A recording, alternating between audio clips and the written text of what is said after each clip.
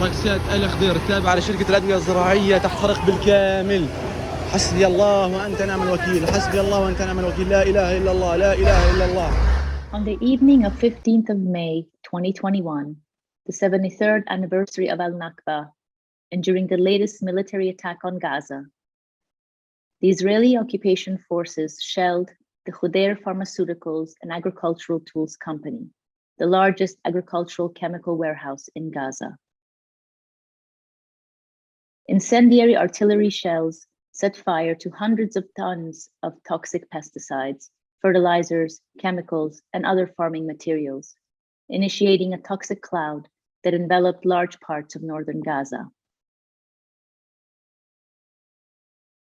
Al-Haq's Forensic Architecture Investigation Unit worked together with members of the Khudair family and residents of the area to investigate the attack as part of the environmental disaster imposed on Palestinians in Gaza.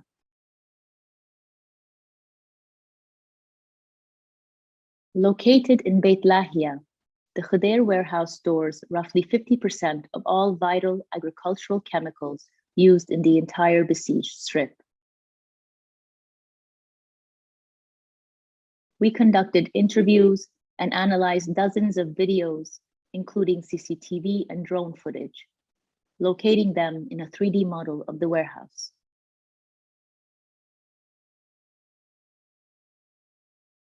The warehouse is composed of 6 rooms, totaling 2,700 square meters,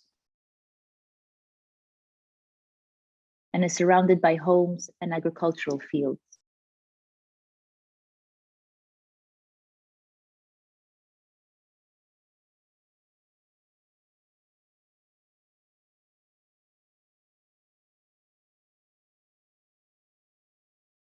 The warehouse's CCTV system includes 8 cameras.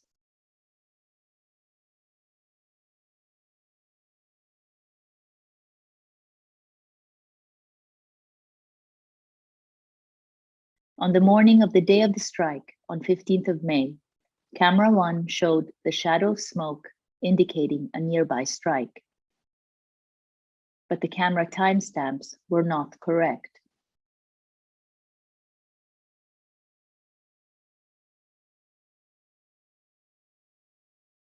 The length of the shadows helped us determine the time to be at around 5:43 p.m.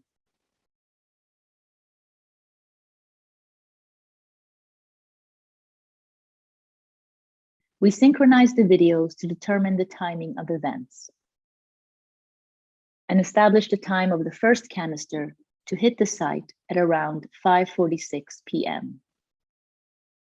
Videos of the shelling of the area 2 days before the fire show the tails of several projectiles.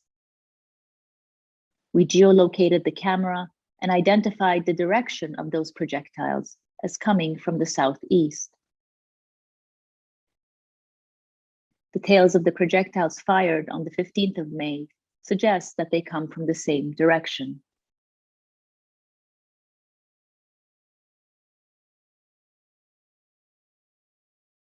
Photos of munition collected from the site by the Palestinian Center for Human Rights show the remains of cylindrical canisters around 15 centimeters in width.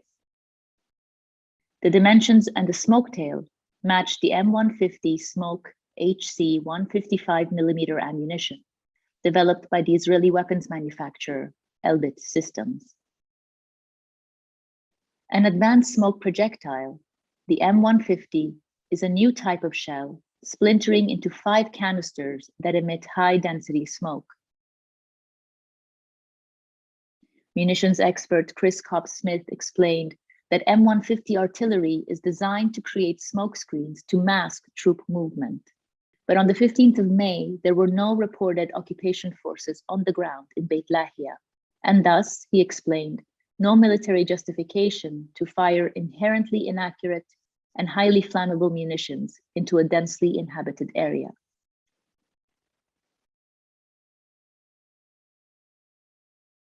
By around 5:46 p.m., the first canister is seen landing on the site. It is followed by a second canister 3 seconds later.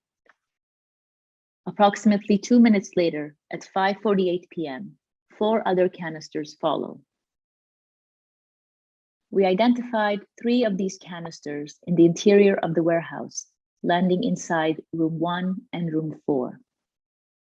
In the next 8 minutes, the canisters emit heavy smoke both inside and outside of the warehouse. By 5:46 p.m., a plastic stockpile opposite to the south entrance catches fire.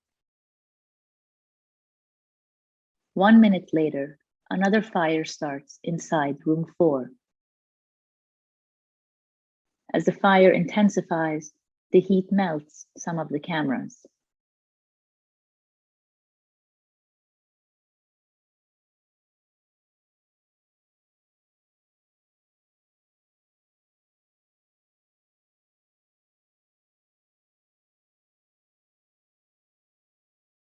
Room 1 contained plastic and nylon sheets, as well as plastic pipes and farming equipment.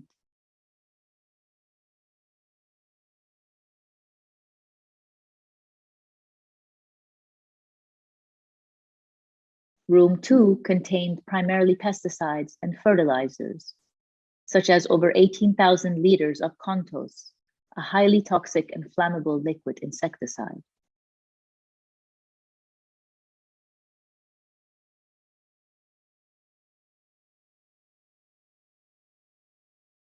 The safety precautions listed for Contos state that in the event of fire, this insecticide can release hydrogen cyanide, a rapidly fatal chemical.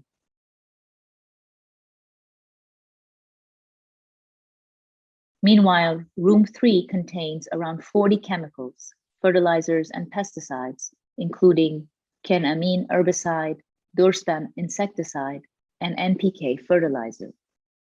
In total, the fire affected over 50 tons of hazardous chemicals stored on the site.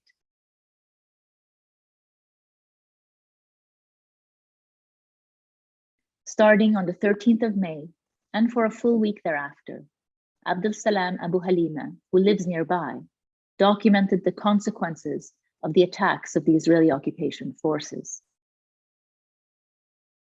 On the 15th of May, at 5:52 p.m., Abu Halima filmed a thick column of black smoke rising from the Khudair warehouse.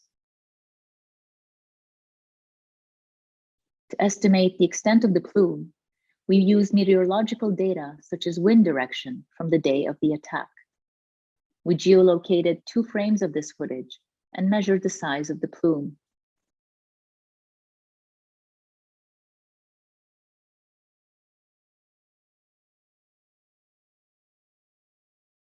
The smoke plume blew southeast.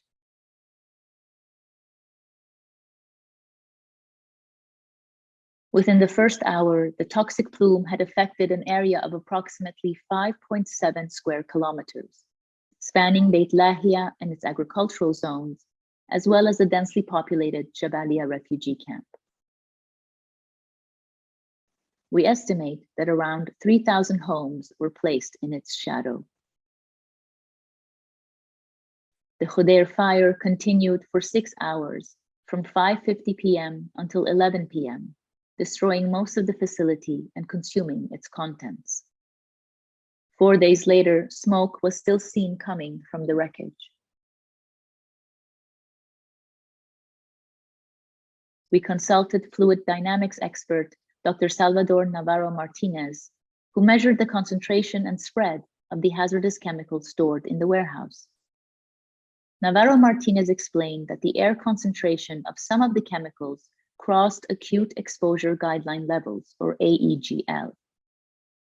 Areas such as this, hundreds of meters away from the warehouse, had sulfur dioxide and phosphorus pentoxide concentration of above AEGL2, causing irreversible damage to human health. Further, Navarro Martinez goes on to state that when exposed to several chemical substances at the same time, as with the fire at this warehouse, toxic emissions have the potential to amplify each other's impacts.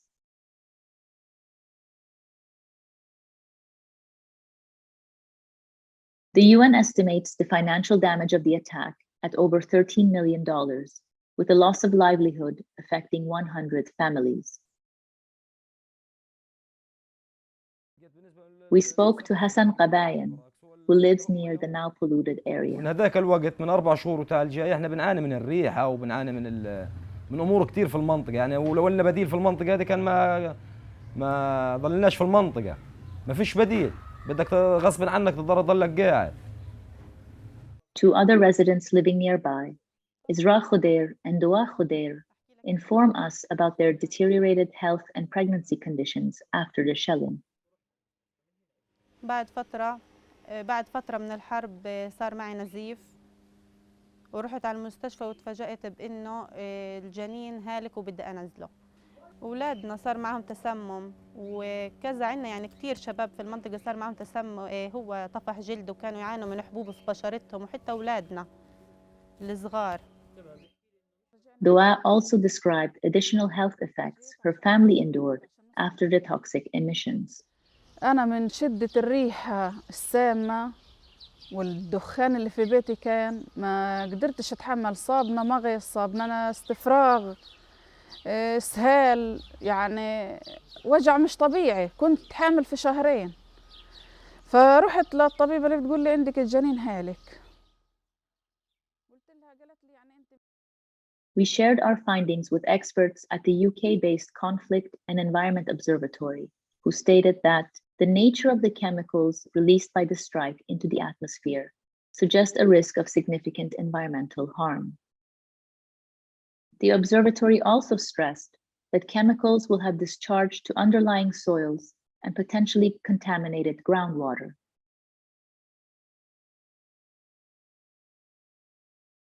This strike was the first of an apparent pattern of punishing attacks by the Israeli occupation forces, deliberately targeting civilian economic infrastructure and the industrial sector. On the 17th of May, 2 days after the Khudair warehouse was destroyed, the Famco sponge factory near Jabalia camp was attacked, causing a large-scale fire.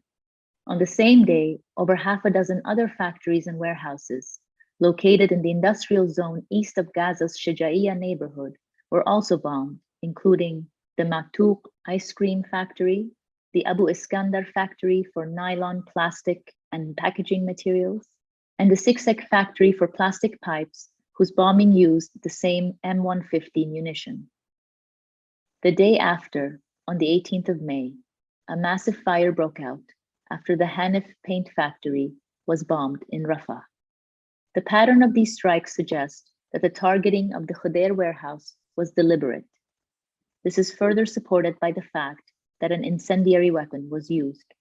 Each of these bombings exposes Palestinian residents to a range of lethally toxic chemical gases, generating additional long-term health and environmental damage in the besieged strip.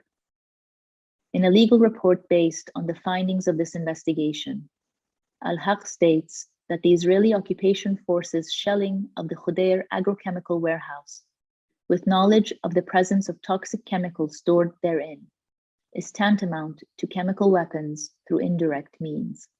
Such acts are clearly prohibited and prosecutable under the Rome Statute of the International Criminal Court. This investigation marks the launch of Al-Haq's Forensic Architecture Investigation Unit. The first of its kind in the Middle East, the FAI unit ushers in a new generation of visual investigations for the monitoring and documentation of the Israeli occupation, war crimes, and apartheid.